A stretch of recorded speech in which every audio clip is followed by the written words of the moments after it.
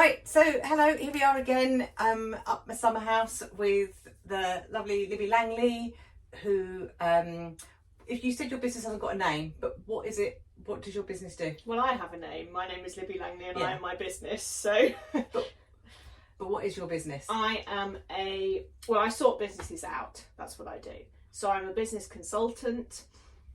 When the people reach the point in their business that they just don't know what to do anymore, and maybe they want to pivot, maybe they want to change, maybe they want to burn the whole thing down, maybe they want to just do everything differently, that's when I come in and support them with the change, with the infrastructure, with the profitability, with the happiness that they need. So yeah, I'm a business consultant, but I also host the Messy Business podcast, which is episode 199 comes out this week, so we're very close to a big milestone. And I'm the author of Life in Business, which is the Bible for anyone who's ADHD in business. So, but I trade under Libby Langley. Yeah, This is quite a lot. So you do quite a lot. Yeah, been doing it a long time. Added lots of strings to my bow. So obviously it's Life, Love and Lemon Drizzle cake, so I always ask you what your favourite cake is. So you said you haven't got a cake. Yeah, I struggled with the question. I did. I haven't even asked you the question yet. That was just your cake question. I know. You said that you liked Millionaire Shortbread. Yes. So I've made Millionaire Shortbread for the first time. How did you find making it? Yeah, much easier than I thought, actually. Yeah. I used to make it when I was a kid, and maybe that's where it comes from. And I eat cake maybe like 3 times a year. It's just not something that we really eat. And but if we go out and maybe to a National Trust place and there is a cake, it's either a scone or it's Millionaire's Shortbread. Oh, there you go. Yeah, or caramel shortbread, which my mum used to call it when we used to make it. But it's got condensed milk, which is just utterly divine in it. Well, I hadn't, because I don't think, as I said before, I'm not a baker, so doing this, it's all been a bit. I keep saying I've never made this before, well, I wouldn't have done because I'm not a baker.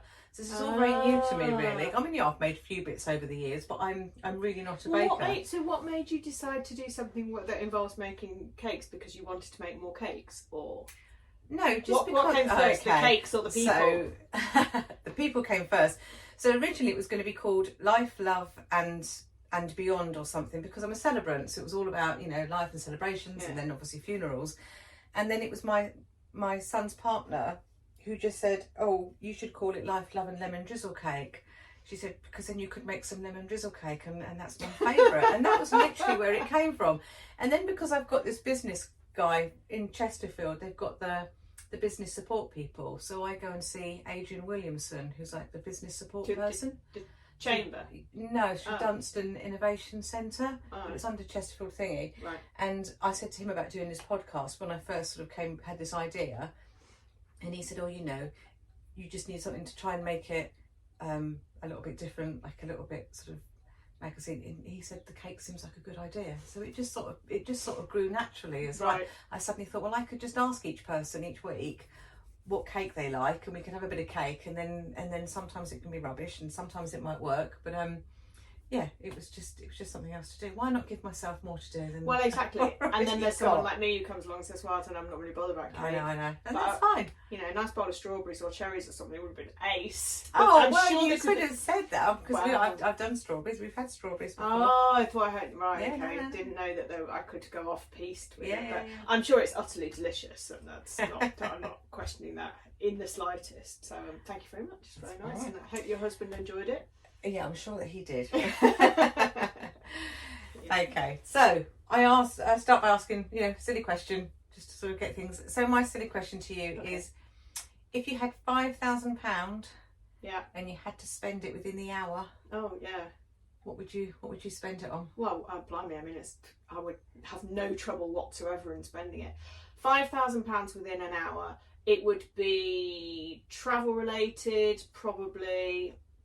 I don't know, a weekend, Christmas. I'd probably book for my husband and I to go away somewhere at Christmas. Maybe to the Forest Side in the Lake District where we've been before.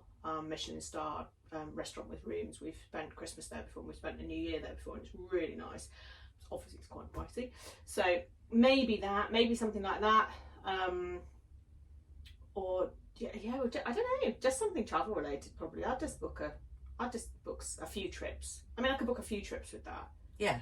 I could, because you know, we like road trips. That's what we really like to do. So, or maybe actually I would book the big Scandinavian theme park epic tour that we keep planning. we like to go. So we have 2 or 3 holidays a year, and plus weekends away and all that stuff. And we like to go to European theme parks, and it's led by me, but my husband enjoys them too. So we like to do road trips, and we like to go to theme parks. So yeah, there's a few to drive kind of through Germany and then up and into Scandinavia. There's a few that I'd like to tick off. So yeah, maybe I'd just do that. So do you really like the mad fast roller coasters? Are you a thrill seeker on the roller coasters? Yeah, I got one tattooed on my arm. Oh, okay. Yeah, I love it. I feel it's one of the few places that I kind of feel really free and feel really liberated, which I know is a bit of a weird thing to say, but it's not so much the thrill of it, actually, it's just the freedom of it that I really like. And I also like kind of little rides like the waltzes and stuff, because they're just hilarious. But a lot of the European theme parks, they're not like Alton Towers, where you just big ride.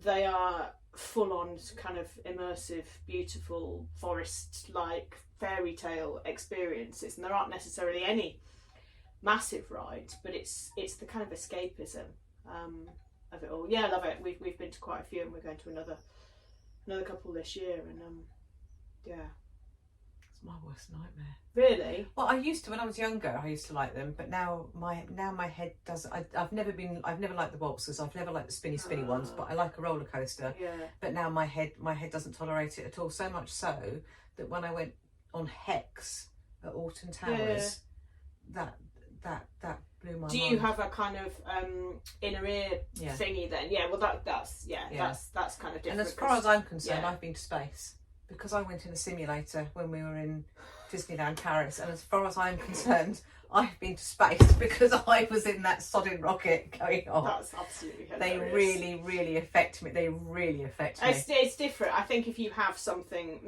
clinical like that impacts your balance and all of that, then it's a horrifying, terrifying experience.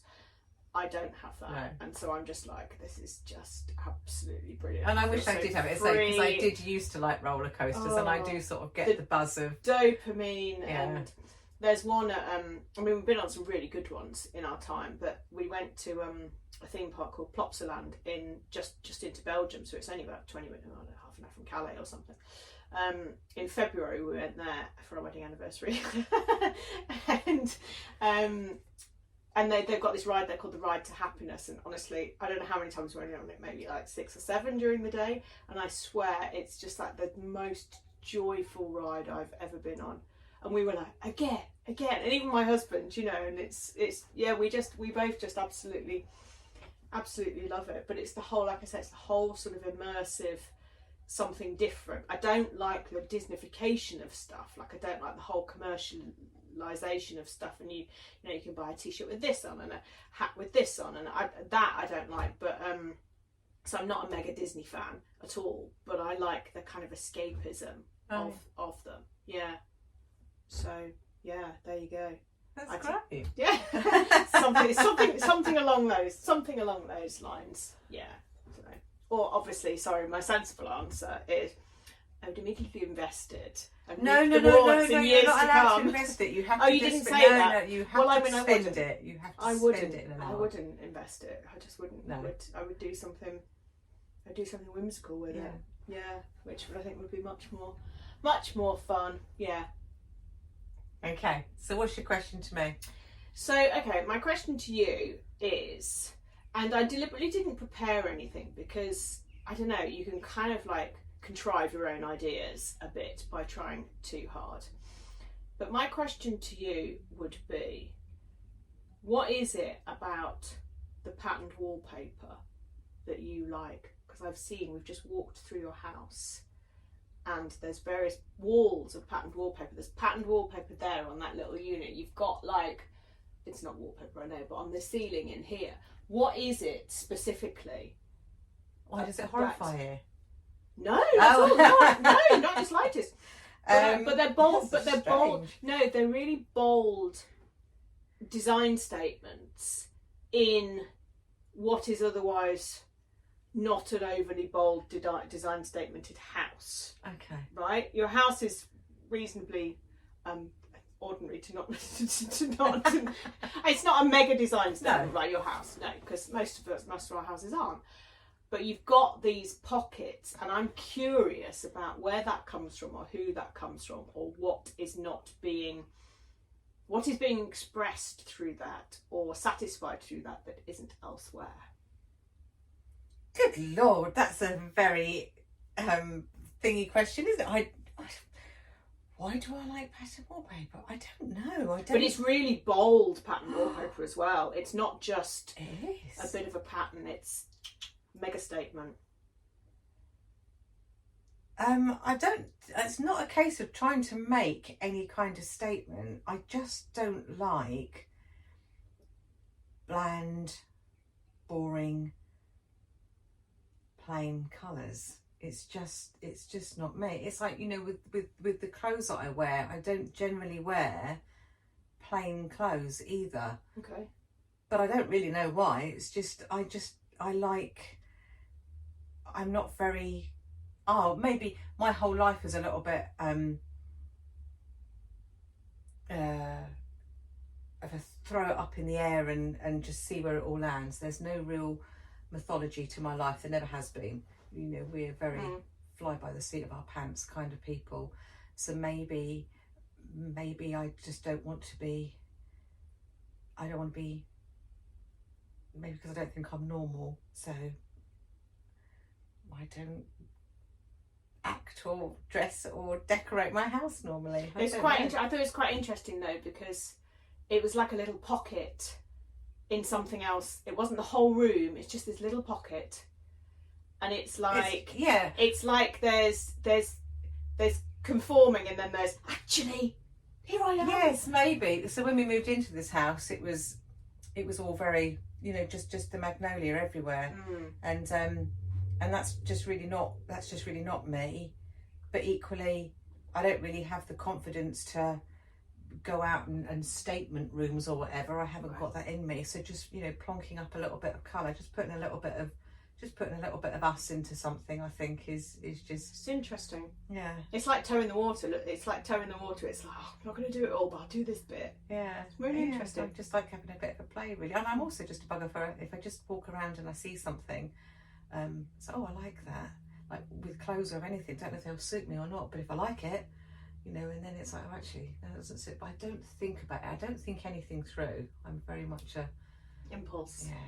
Dopamine hits. Yeah. It's the whole roller coaster thing again. Yeah. Well, you know, as an ADHD person, you don't need to tell me twice about stuff like that.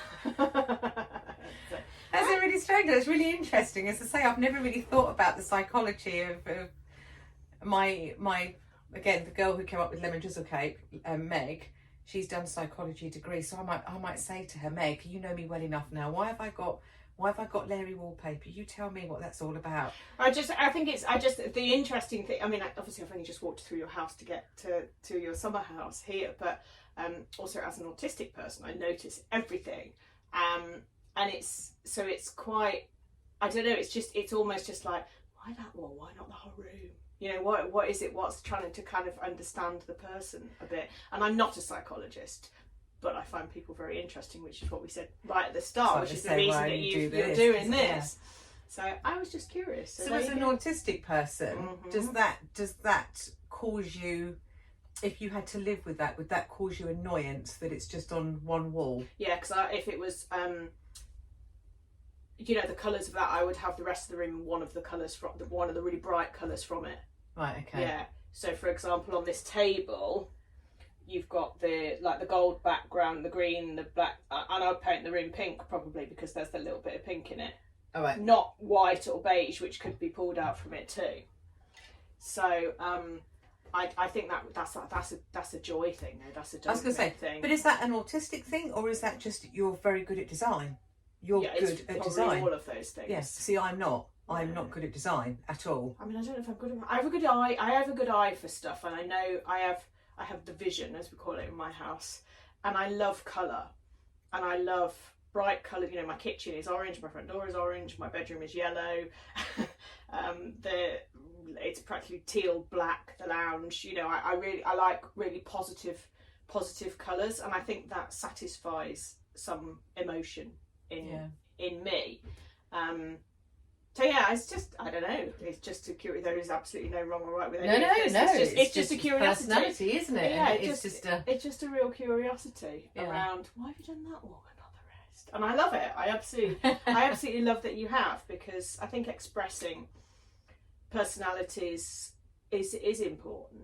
Yeah, I think we all live in a, you know, we see so much, don't we, on everything, like the whole, not to insult you, but you know, but like the whole social media thing, when you see these perfect houses and everything is grey everywhere with a, you know, again with a tiny bit of something in there, and I just sort of think, but that's it looks beautiful. I look at these houses and I think, oh my goodness, they just look stunning and they just look beautiful, but equally they're not different to anybody else. And whilst I don't want to be a out there look at me person, I'm also different to everybody else, so why would I want to sort of conform to the grey thing's interesting, because you know, for years it was you kind of had your cream carpet or your beige carpet, then everybody had grey, and now it's moving away again, and we've just had all the carpets, because we bought a renovation last year, and all our carpets they're like, they're brown basically, they're like kind of dark with mottles of other colours in, but we had grey in the last house and the house before that and the house before that. But the house before that was beige, but now it's gone. It's kind of gone full circle. Yeah. So fashions do change as well, you know. And we are all influenced by that to a certain extent. Yeah, absolutely. Oh yeah. And as I say, and again, I think maybe it's a thing. I look at all these ones and they all look so beautiful, and I think I can't compete with that.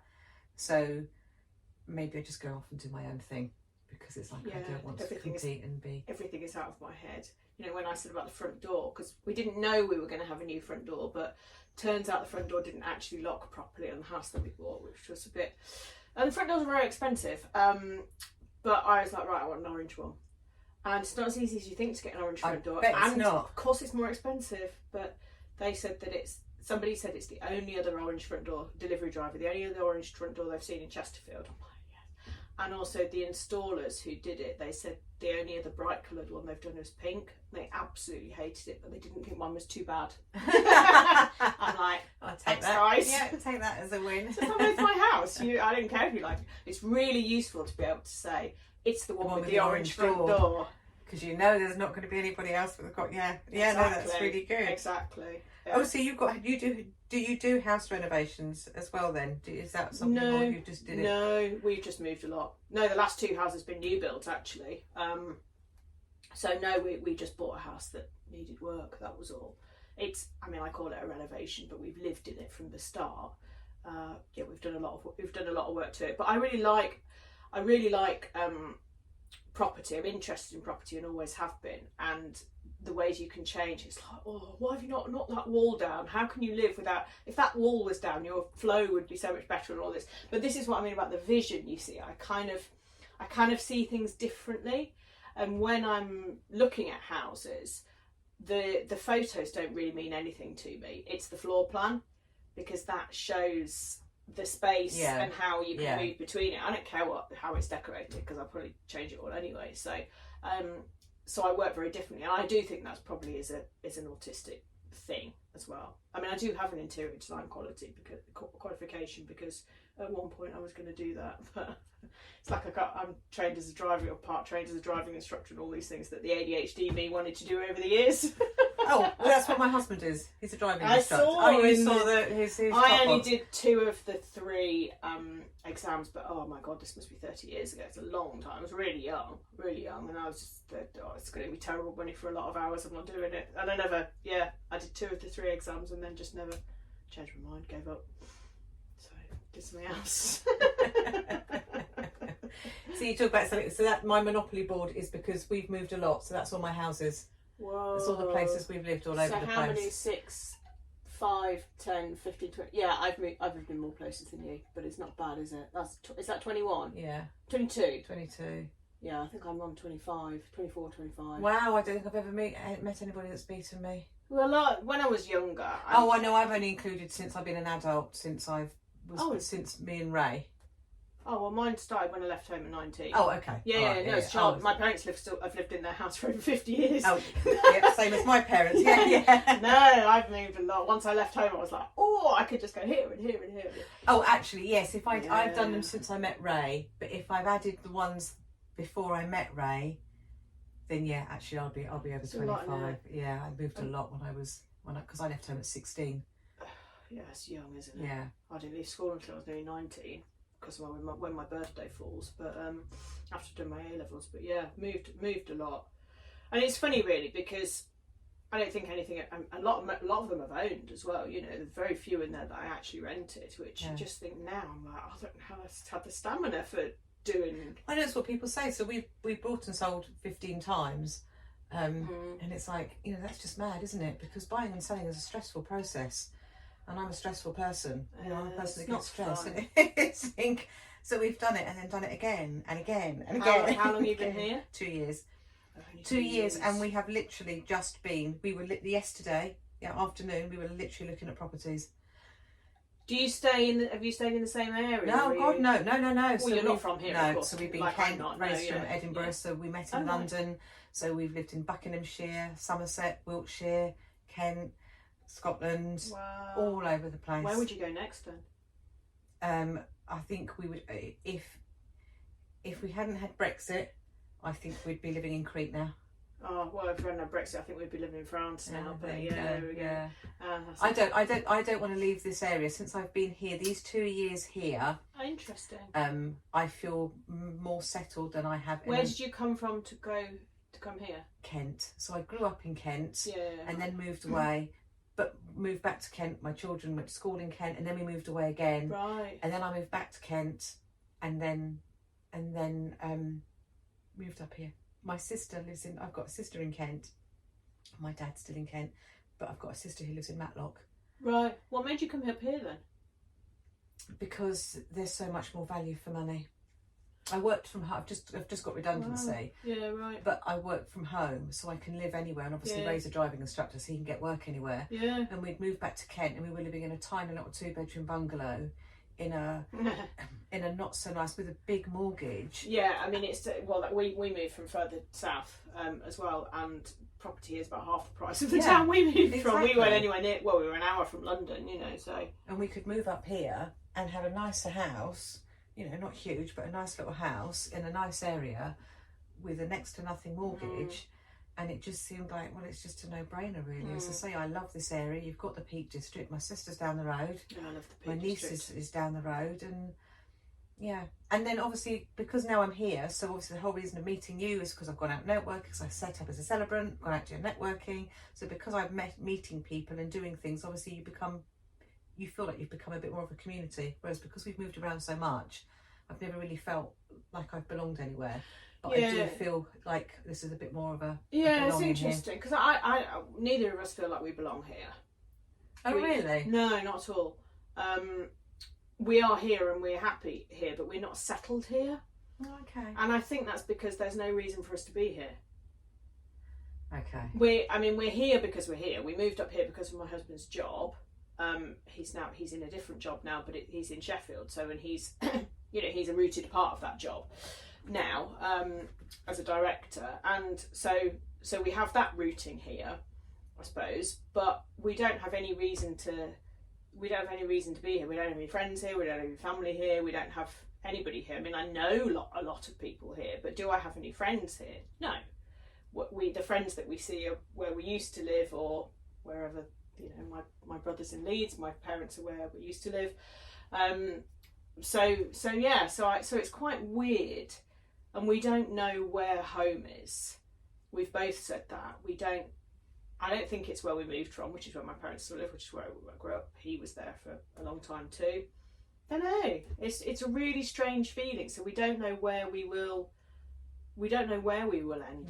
end up particularly. But for the next 5 years, we're going to be here, I guess, and then maybe we'll still be here, or maybe we'll just sell up, buy a camper van, and bugger off and that'll be us for 90 days until we have to come back.